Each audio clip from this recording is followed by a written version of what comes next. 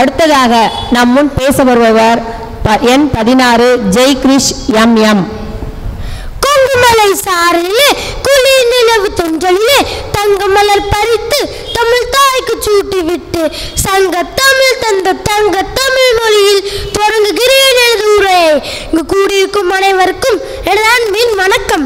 நான் இன்று பேச எடுத்துக்கொண்ட தலைப்பு விவசாயிகள் நாட்டின் முதுகெலும்பு. சுழன்றும் ஏற்பினது உலகு ஆதலால் உழன்றும் உழவே தலை என்ற வள்ளுவரின் கூற்றுக்கிணங்க இந்த உலகம் உழவு தொழிலாலே இயங்குகிறது.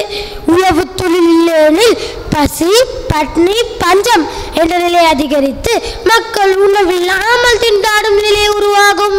படித்தால்தான் வேலை, கை நிறைய சம்பளம் என்று கற்றுக் கொடுத்த இன்றைய சமூகம் விதைத்தால் தான் சோறு என்று சொல்லித்தர மறந்து விட்டதேனோ.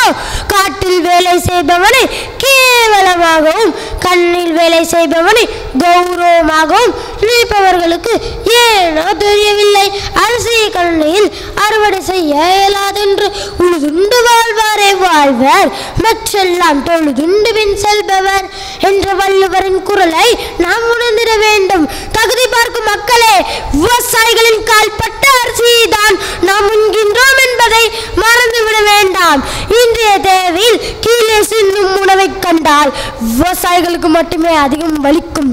ஏனென்றால் வேர்வை வடித்து சாகுபடி செய்து மண்ணை கடவுளாக மதில் விளையும் உணவை உயிராக நினைப்பவர் விவசாயி மட்டும்தான் என்றால் மிகையாகுமா?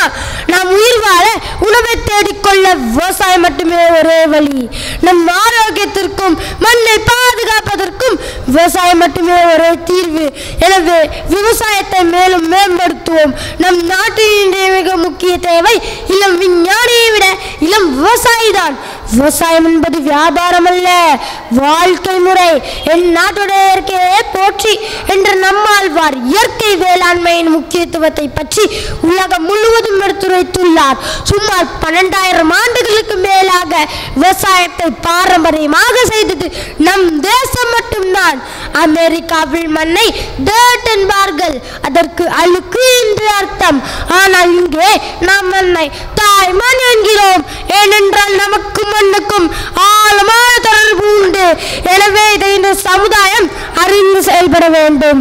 பணம் சம்பாதிக்க 1000 தொழில் இருக்கிறது, ஆனால் உணவை சம்பாதிக்க விவசாயம் மட்டும்தானே இருக்கிறது.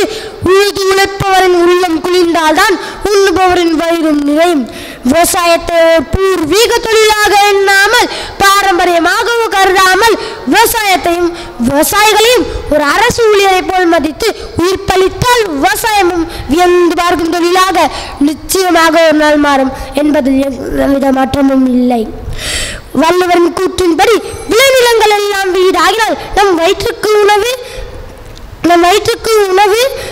இந்திய பொருளாதாரத்தில் விவசாயிகளின் பங்களிப்பு கிட்டத்தட்ட 17%, அதுவே அதிகபட்சம். ஆனால் இன்னும் அவர்கள் மதிக்கப்படுவதில்லை.